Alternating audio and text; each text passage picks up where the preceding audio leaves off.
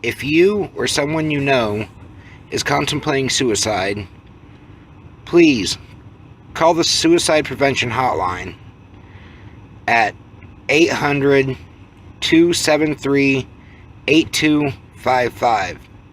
That's 800-273-TALK. Welcome to Four Crazy Minds. I'm Destry Dex Brown. I'm Shay Drollinger. And tonight we're without Eric Meekum or Brad Trisdale. So it's just going to be the two of us. So, how have you been doing? I've been kind of up and down. Really been looking into more and more about my surgery. What I can expect coming up to the surgery and stuff like that. Is it scaring you, or are you seeing a lot of stuff that you don't think you're going to be able to cope with? Like an 800-calorie diet? Because that's what the doctors here prescribe, is an 800-calorie diet. I think if I have the proper support group, support network behind me, I think I can do it. You know, I'll always support whatever you do. The really strict diet before the surgery kind of has me worried. It's after the surgery, too. I know, but after the surgery, it won't be as big a deal because I won't be hungry.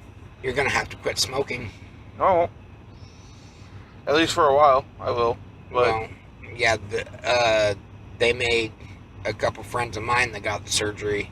They made them quit smoking 3 months in advance because they blood test you, and if you have any nicotine in your system, they cancel the surgery. I won't know more details on that until I meet the doctor. If you're getting it done here in town. But after the surgery, the hormone that makes you feel hungry, the gland that produces a majority of it gets removed when they cut your stomach. Yeah. So, from what I've been reading, is for the first week, most people report that they're just not hungry. Or they have a hard time feeling hungry. And so, the diet probably won't be as bad after the surgery. Yeah. But the diet that's pre-surgery, leading up to the surgery, that's supposed to help me shrink my liver to help the doctor and lower my surgical risks, that's going to be hard. Have you ever eaten tempura? No. You've never been to tempura? Yes. You know that salad that they give you with the rice wine vinegar? You can eat 3 pounds of lettuce with 4 tablespoons of that rice wine vinegar for 70 calories. The diet from the doctor at Harvard University says that you don't want to ingest fibrous greens, which means lettuce, broccoli, cauliflower. I'm talking after, up to 2 months after your...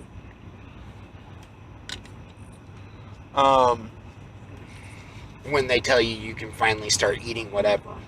After 3 weeks, I can start introducing my normal foods. You start introducing solids. Like nutrient-rich meats, like chicken. Yeah, protein-rich. But I have to make sure I chew everything really well.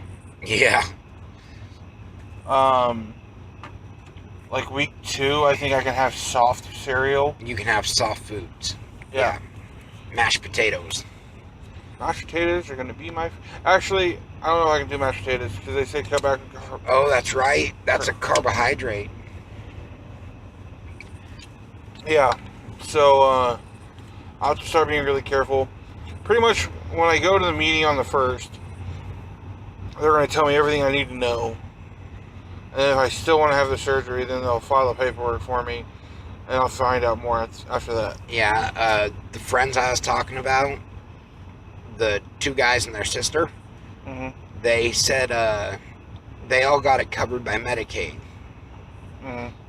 or Medicare, whatever the one is that is disability. Is Right. is it Medicaid that I have you're both. on? Well, then you're good, because Medicaid will cover it.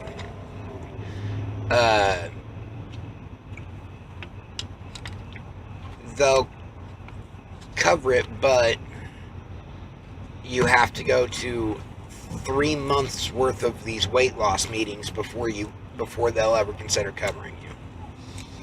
Yeah, there's a whole bunch of. I looked at the list for the loopholes that I have to jump through, and a lot of it also had me worried. I haven't been looking at anything negative about the surgery because I don't want to psych myself out of it. Well, there's always going to be negatives. And there's always risk of surgery, always. Yeah.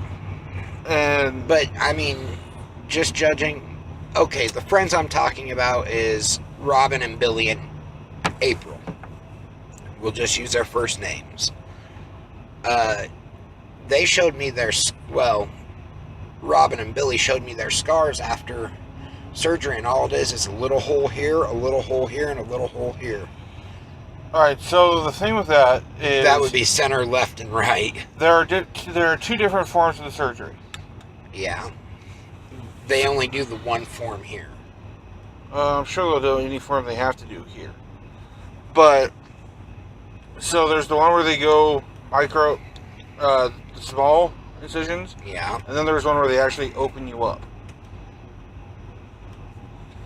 Yeah, And for that one... think they said the only place that they actually open you up is in Omaha. Or Denver. If I have to go to Omaha or Denver for it, so be it. But then the other surgery is they open you up and they actually lift your liver up and out to get it out of the way. Mm-hmm. Yeah, because I'm pretty sure no matter how much your liver shrinks, it's still going to be a big-ass liver. So, I won't know more until I go to the seminar and start talking to the doctor, talk to Medicaid or Medicare, whichever, to figure out what I have to do. But either way, it's still, like, the diet is strict, Yeah. and I'm really going to need the help of my friends and family to make sure I stick to it. Well, you know I'll support you through anything. Because if I can't stick to it, then there's no point in doing the surgery. There's no point in doing the surgery just to have it fail. Well, the good thing about the sleeve, as opposed to a lap band can burst. The sleeve very rarely does. No, but it can expand your stomach out to where it was. Because your stomach will grow Yeah. if you're not careful. So there's no point in doing the surgery where if my stomach's just going to grow back to where it was. I'm sure if you get the surgery, all of your friends will keep you on track. Except for me. I mean, I'll support you through anything, but I might have a bad habit of drinking carbonated drinks around you and being like, here, you've got to try this. Don't do that. But, like, Brad's been super supportive. He says he won't go to buffets anymore. You can go to a buffet. It's just kind of a waste of money. Yeah. But Brad was saying, I won't. You go on a diet, I go on a diet. Is basically what he's saying. Billy says for one meal, you know what one meal is for them? A hamburger with no bun, because you can't have the carbohydrates of bread. Right. You take a hamburger, you cut it in half, and this is like a McDonald's hamburger. Uh-huh. You cut it in half and you eat that half. That's a meal. Well, one thing, like the one I was reading, is you can go to restaurants, and most restaurants will let you order a half portion, and they might offer you a discount. They might not.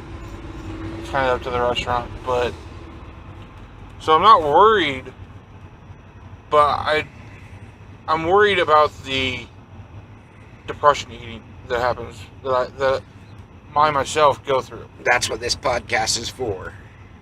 And so If you start feeling depressed and you feel like you're going to start eating, call us over here, or even just me, and we'll do a podcast and talk it out instead of so eating yeah, it. it's just nerves. you know, I didn't make this decision light. You know, I thought about it. Oh, What? you just set me up for a perfect fat joke, and I can't make it. Go for it. You didn't make this decision light. You don't make anything light. Okay.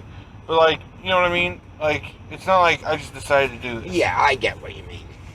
For the longest time, I wanted to lose weight the normal way. You just can't. I just can't. No matter what I tried, at this point I'm too heavy, so I can't go on walks. Well, that's like me. I was 325 pounds. I'm 270 pounds right now, but I was down to 230 pounds for the longest time. I lost the weight the normal way by just not eating and exercising when I could, walking, but I can't keep the weight off.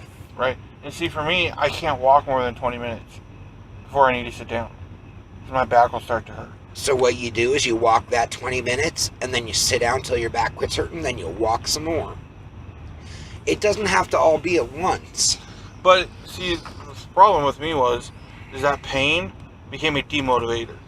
I didn't want to feel that pain, so I just wouldn't do it. I'm the same way, and since I've got back issues with the discs in my back, and I've had surgery. You know me, I'm stubborn. I'll walk until I literally fall down. Yeah.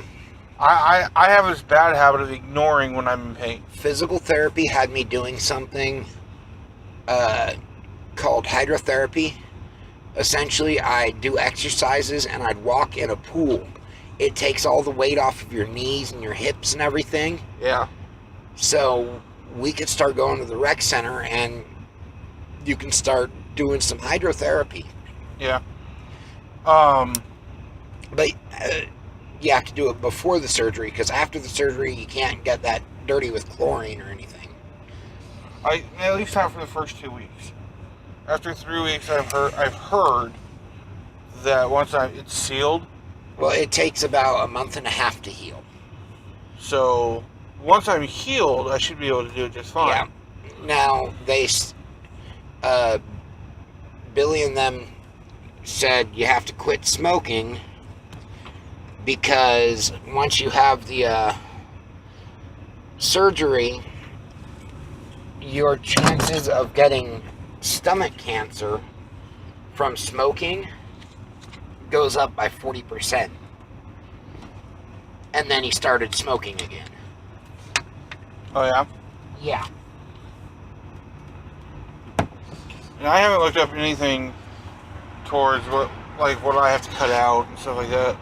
I might do that tomorrow when I'm posting the other podcast that we have recorded. Yeah. But, like I said, I don't want to look too much into it, because then you'll kind of hype yourself up and psych yourself out. Yeah. One thing I've already decided, that once I get the surgery, I'm just going to quit drinking. Alcohol? Yeah. You don't drink enough to matter. Well, but the thing is you've got to quit drinking anyway for at least the first year. Yeah. But, like you said, I don't drink that much anyway. But because my stomach's going to be so much smaller, my tolerance is going to go through the floor. Yeah.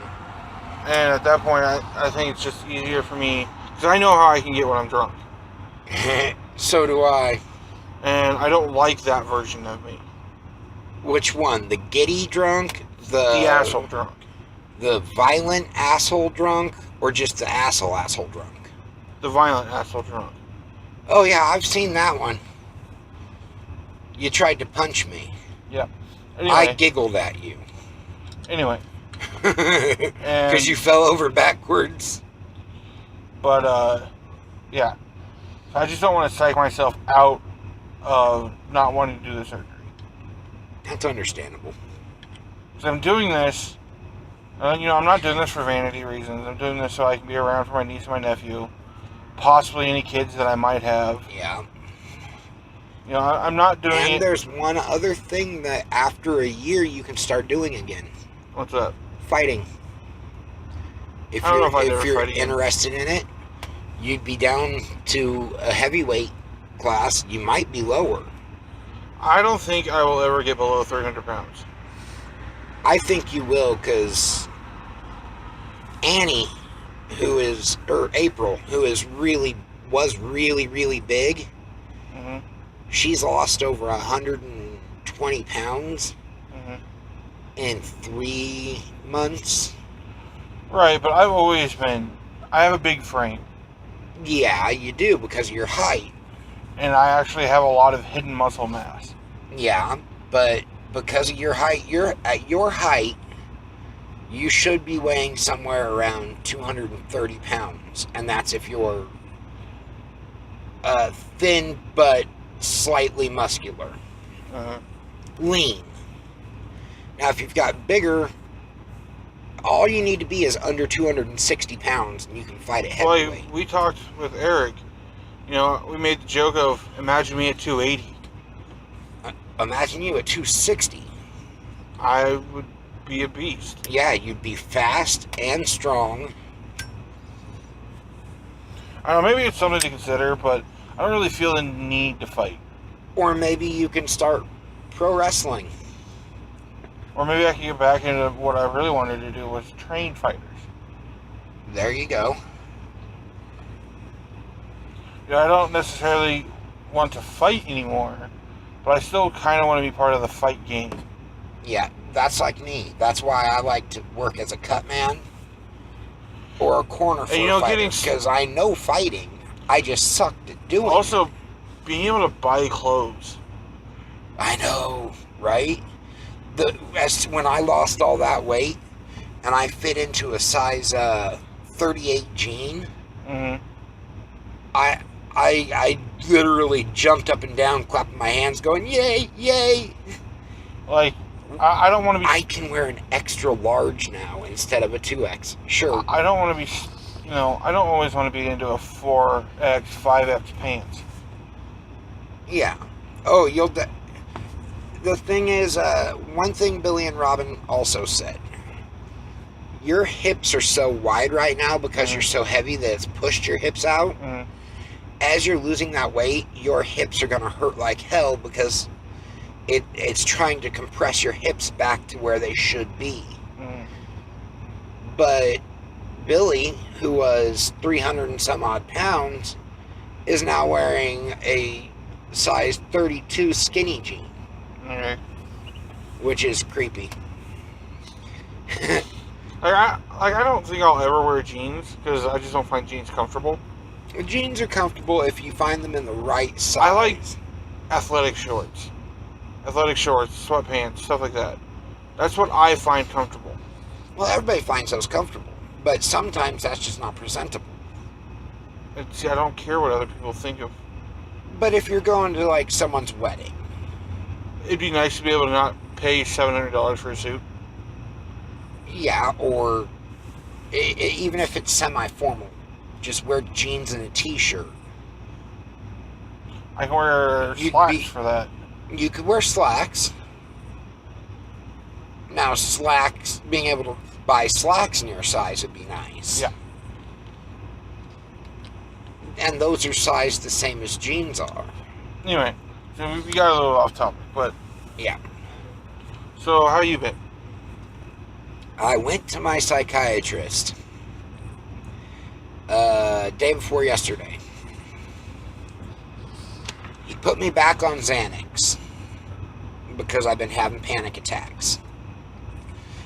And he says, along with my bipolar, my intermittent explosive disorder, and my ADHD, and my Tourette's, he said all of that combined,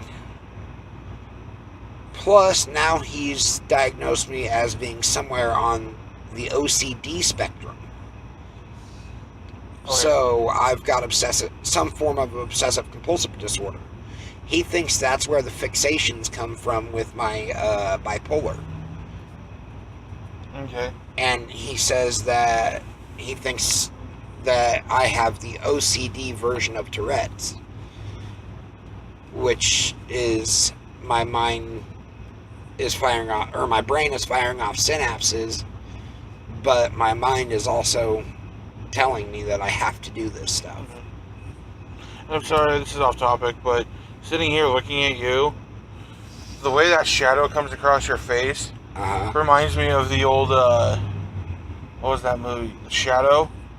Where only his eye, when he's using his abilities, only his eyes are visible. You know what I'm talking about? Yeah, and maybe it's possibly my beard. No, because it's like light, dark. And it's like, it literally reminds me of the Shadow movie where the villain's talking, but you can't see his mouth. It's just his eyes, and his eyes are bulging out, and it's funny. Maybe Sorry. it's the hat. No, it's literally, look, like, there's a shadow across half of your face. From like here up, and from here down. And it's from about mid-face. Yeah, it's from the balcony. Oh, from the balcony railing. Yeah. Yeah. Okay, so yeah, I went to my psychiatrist. He put me on Xanax. He put me on some other antidepressant type thing, Effexor, Okay. to see if that'll help with my OCD.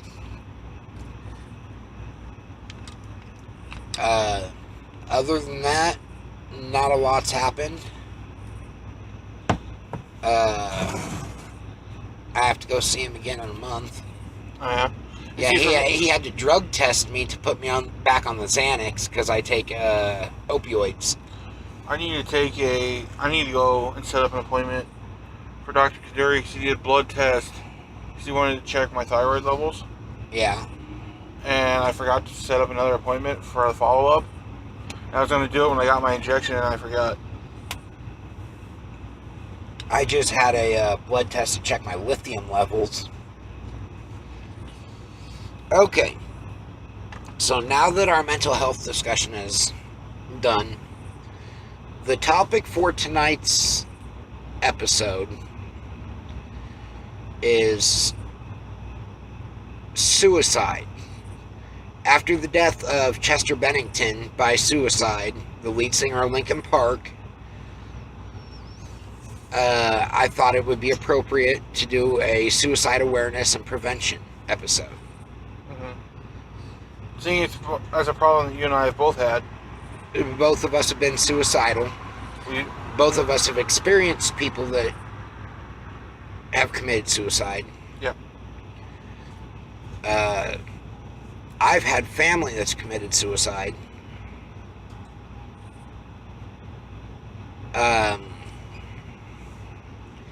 But why don't we start off talking a little about Chester Bennington and kind of what Linkin Park meant to us when we were coming up, when we were in high school and stuff like that. So the first time I heard Linkin Park, I was at work at Amigos, and my coworker Clint Erb gave me a CD. He's like, "These are a new up-and-coming band. You know, not a lot of people know about them. It's just a little burn CD. It wasn't their actual CD." And he gave me Hybrid Theory, their first CD. And I listened to it for a little while. Was Hybrid Theory their first CD? I thought it was their second. Hybrid Theory is their first one. Meteorio is their second one. I thought Linkin Park, the self-titled, was their first one. It was Linkin Park, the one that it was like gray with a flag bearer. That's Hybrid Theory.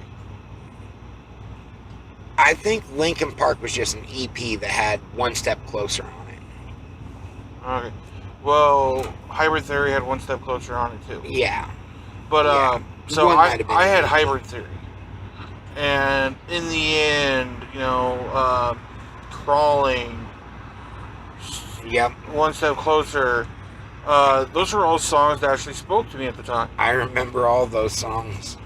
And so I had never heard of, Linkin Park before. And so I would give them a listen, and at first, I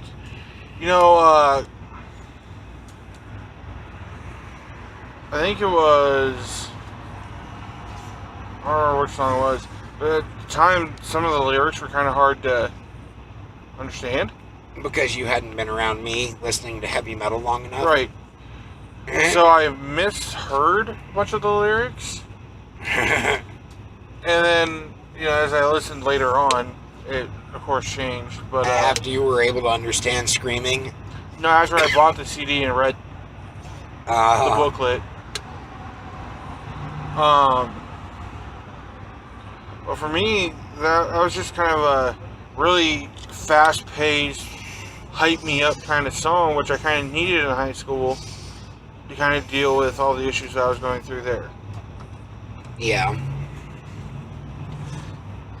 First time I heard them was, I saw the music video for One Step Closer on MTVX, back when MTVX was still around. And all they ever played on that channel was hard rock and heavy metal. I saw the video for it, and I'm like, who are these guys? Like, I saw the video for In the End, and that was amazing. Oh, yeah. At the time, that was amazing. Mike Shinoda, the rapper guy, who's also a lead singer, he even said in an interview that I watched here, about a month ago, said he looks back on that and goes, those were cutting edge graphics at that time, and now you look at them and there's like horrible video games that have better graphics than that. Yeah. What did Linkin Park do for you? One Step Closer, especially when it first came out, made it so that I had a song that I could listen to when I was in a rage that would somewhat calm me down. And see, I listened to it when I was depressed. 'Cause I was getting one step closer to falling off that edge. I can't listen to heavy music when I'm depressed, because if I do, it shifts my mood from depressed to angry. And then I go into a rage episode real easy. Right. But while I'm in a rage, I can listen to heavy metal and it'll calm me. But if I listen to heavy metal at any other time, it can get me to an angry point where I'm ready to lash out. Okay. I know it doesn't make a lot of sense, does it? Not really, no. And then their second CD, Meteoria. I think my favorite song from that one... Actually, I think Meteor was their third CD. I think Reanimation was their second CD. Reanimation was a second CD, but it was remixes of their... Not all of them. Because in that one you also had My December, which was an original. Yeah. It had original songs on it. They just remixed a lot of their other ones from their first CD. Yeah. Yeah. Meteoria, wasn't that the one that had Faint on it? It had Numb on it. Yeah, then it had Faint on it too. And Numb really spoke to me. Because a friend of ours in the XWO, when we were doing the backyard fighting, or the backyard wrestling stuff, he used Faint as his it also had Somewhere I Belong. Yeah. And that's the one where he falls through the bed and it turns again into this big, like, anime-like sequence. Yeah, they like doing a lot of animation. But, Numb. Apparently it's their keyboard player that does most of their animations, too. Oh, yeah? Yeah. Numb really spoke to me. Because it was kind of like how I got through my day. It was pretty... Like, I watched the video, and that's... The video very accurately depicted how some of my days felt. Especially when I was depressed. See, that where song she's spoke sitting to there me and too. everybody's walking past. That song spoke to me a lot too, because at some point I did get numb to everything. I didn't care about anything anymore. Yeah. And that had a lot to do with my bipolar and my Tourette's. I got to the point where I just didn't care what people said anymore, and see, I've just gotten numb to it. Listening to Numb is probably the first time I ever put on my mask that I wear. Yeah. And so, we already talked about that. I don't need to go into it again. Yeah. But, so that's what, each one of their CDs had something special for me. Like my December from Reanimation, my birthday's in December. So, instantly I love this song. But, yeah, so that's, and then after Meteoria, I didn't really listen to them a lot anymore. Yeah, I'm the same way. In fact, I hadn't heard that they had released anything in a long time. And then out of nowhere, they released a couple of their songs were on MTV again. Yeah. And then Brad says that he doesn't care for their new sound. And look what the asshole did. It's all Brad's fault. No. Chester Bennington, I believe, was probably dealing with some depression. He had become real close with Chris Cornell, who had just died. Yeah, fair. And killed himself, and I just think he didn't know how to cope with it. You've got it.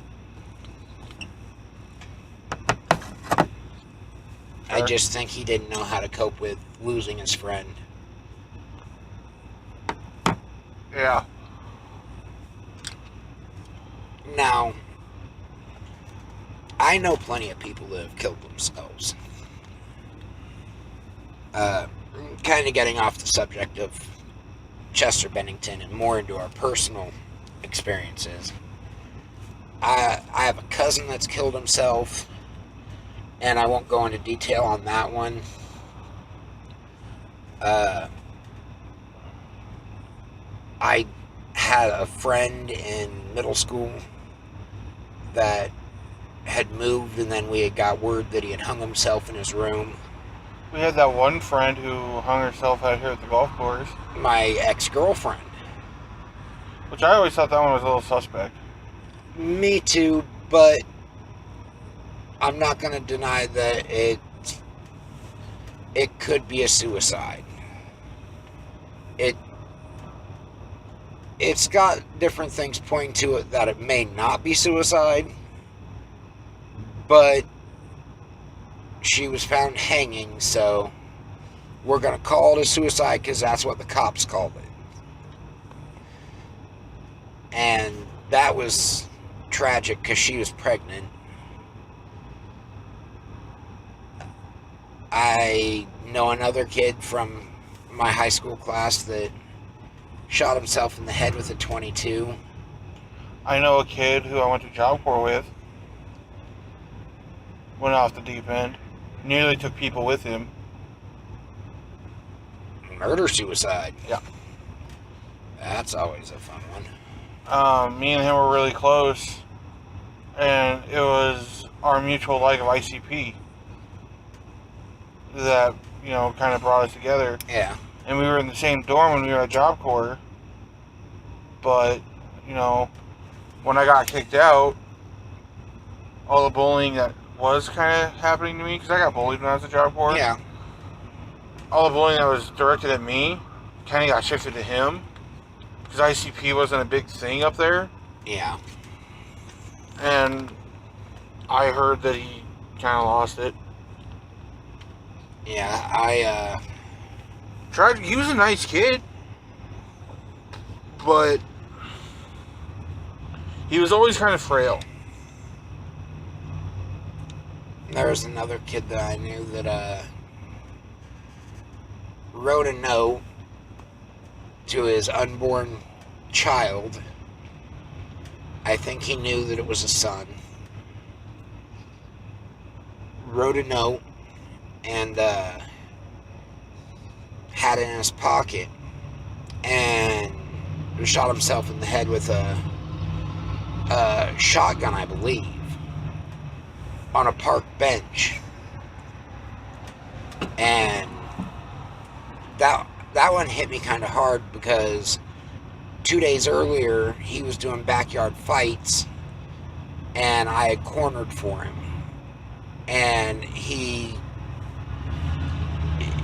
just he seemed excited. He seemed like everything was going his way, like everything was perfect, and he was enjoying himself fighting and doing all that.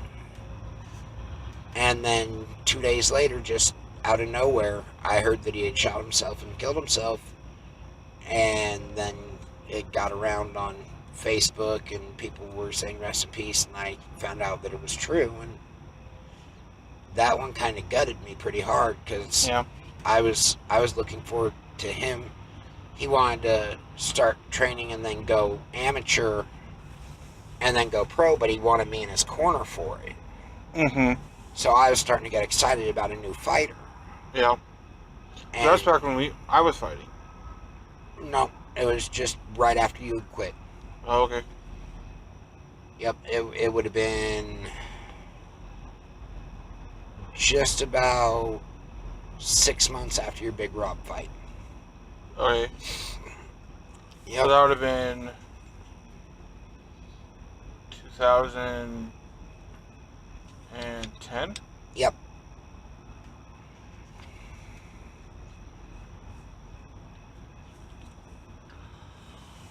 But yeah, just And now to go deeper into the hole, I think first time I realized I was suicidal yeah, was,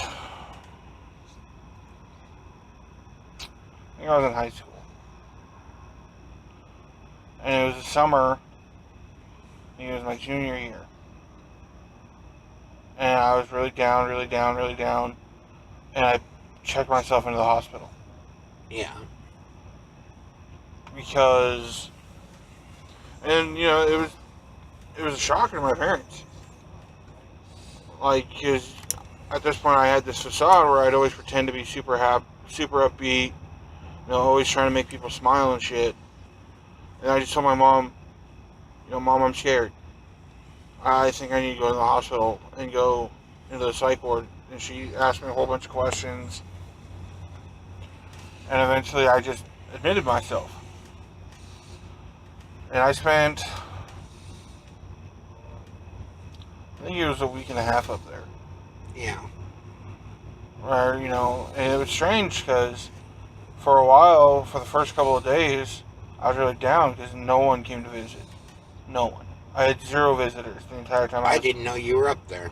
Well, that's because this was before Facebook. Facebook wasn't really a thing. Yeah, And I wasn't ever really on MySpace, which was a thing. But, in high school. Yeah.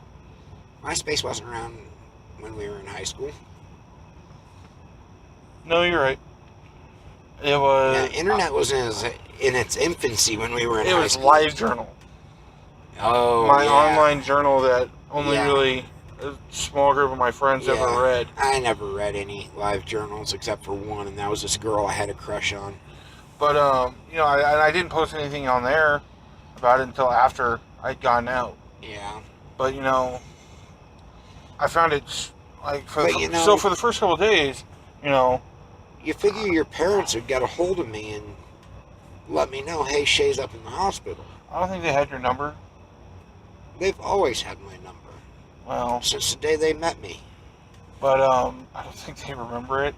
Because every time I call my mom from your phone, she's like, whose phone are you using? I'm like, Destry's. Yeah, I left fair mine at enough. home. And so, you know, it was strange. And so for the first couple of days, I was really, it got worse. Because I was like, well, nobody cares. You know, I at least expected my family to come visit. Yeah. And, you know, I don't remember my family coming up once. Now, they may have, and the hospital may have turned them away, but, you know, and I shared this room with, oh, God, this guy.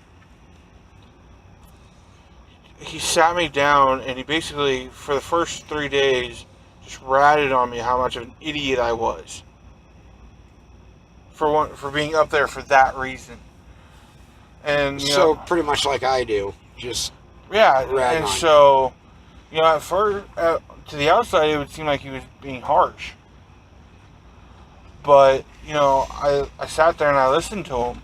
Yeah, I've earned the right to rag on you. And, I was sitting there listening to this guy, and he's got to be like 40-something at the time. And he never told me why he was up there. Yeah. And it was strange because, like, every day I'd wake up and to him waking me up, hey, breakfast is here. Go shower, then go eat. And, for the first day, I was like, He was kind of taking the role of a role model. yeah, kind of. He was kind of becoming like another parent. Yeah. And to this day, I can't remember his name. Don't worry, I forgot my parents' names too. I don't think he ever told me his name. Watch, he was a figment of your imagination. He was never in there. I thought about that. But while I was up there was a girl up there. Yeah. Me and her became really close. I got in trouble once because I gave her a foot massage, and we're not supposed to touch each other. Ooh. And so I got in trouble for that. And then I was always talking with the in-house shrink, which was Dr. Sullivan. A lot of people say Dr. Sullivan's kind of on the stupid part of the spectrum. This was before his stroke. Uh-huh. And I did not like him. Yeah, I think Dr. Kaduri's the on-call doctor for psych ward now. He might be. But, I did not like him.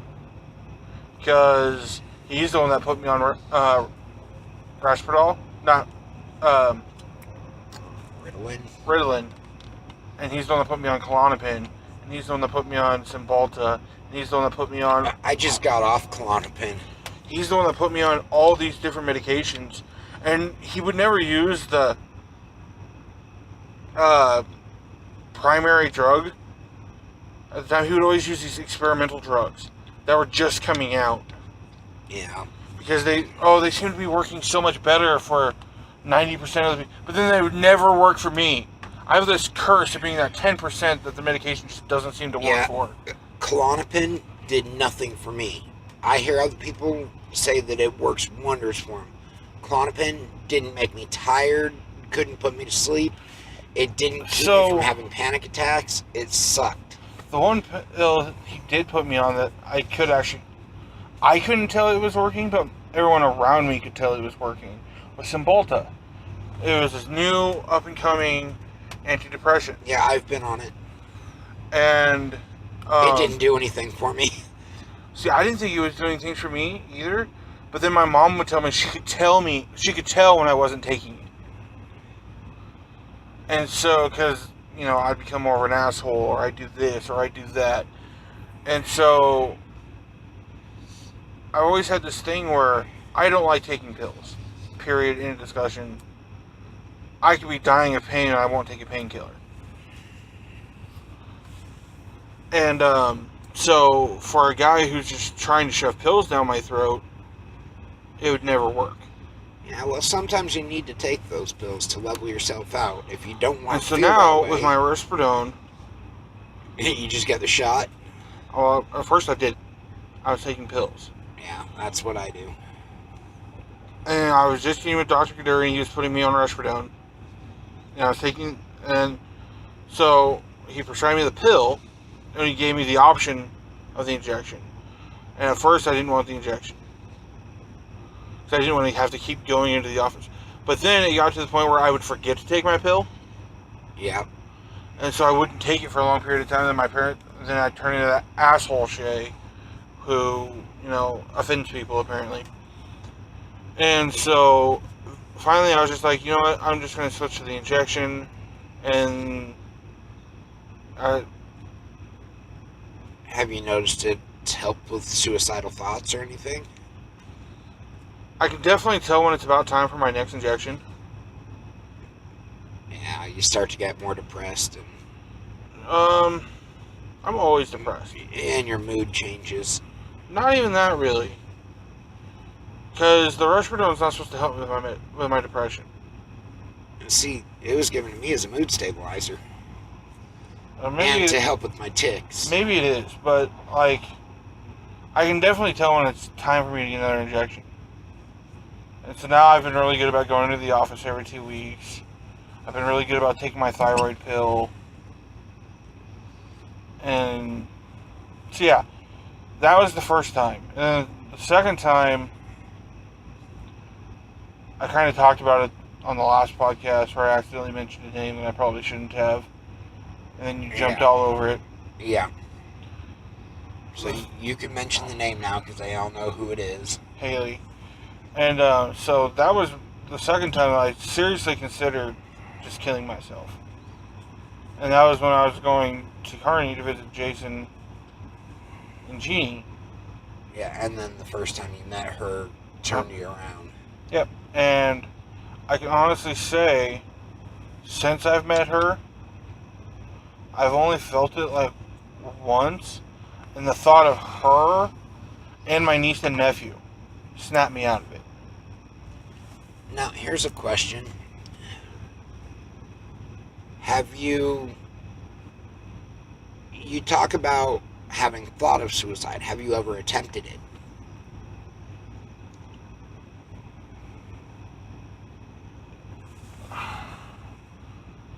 You know, it's something I've never talked to anybody about. And I don't think my parents know. But I have.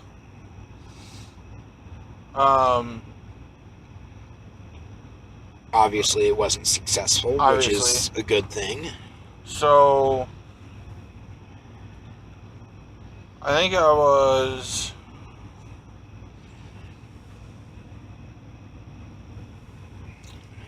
in my 20s. And I had a really bad spot. This is during my fighting career. And I think it was after... It was shortly after the whole poem incident. Yeah. Because I was living with Kaylin at the time when I did it. Yeah. My brother, Kaylin, not your brother. Yeah. You guys had gone off to Boone. Yeah. And I was in the house alone. I bought a whole bunch of booze. Suicide by booze. Suicide by booze and a whole bottle of hydrocodone. Oh, what a waste of hydrocodone. But, you know, I was drunk. I had like 5 different bottles of the Captain Morgan Long Island iced tea. Yeah. And with every bottle, I'd take a handful of pills. To the point where the pills were gone. You puked them all up, didn't you? Nope. I went to sleep and woke up.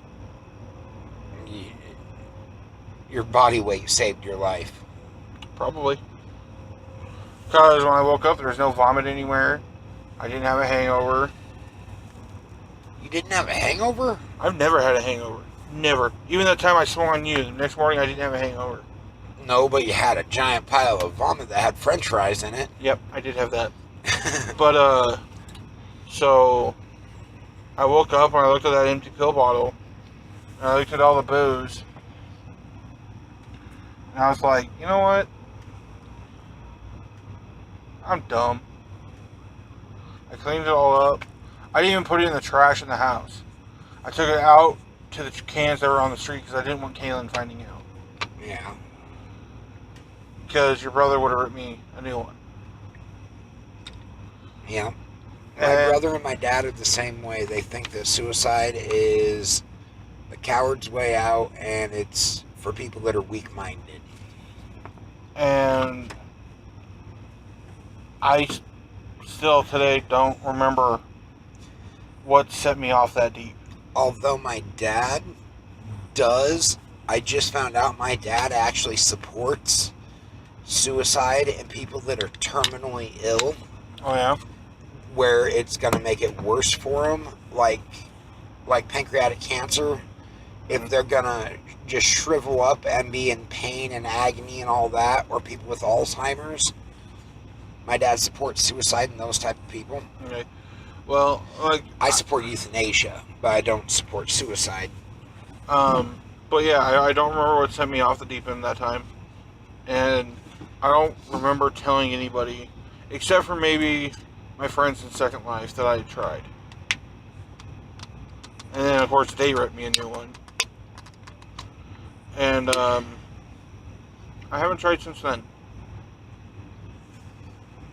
I've been suicidal since then, because this was before I even met Haley. Yeah.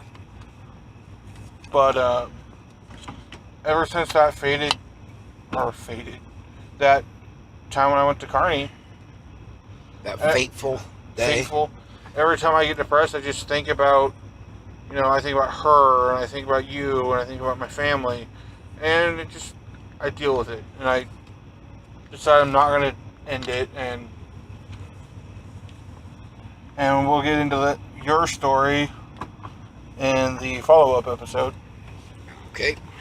We're going to end this one here. Thank you guys for listening. Hold on. We're going to give you that number again. And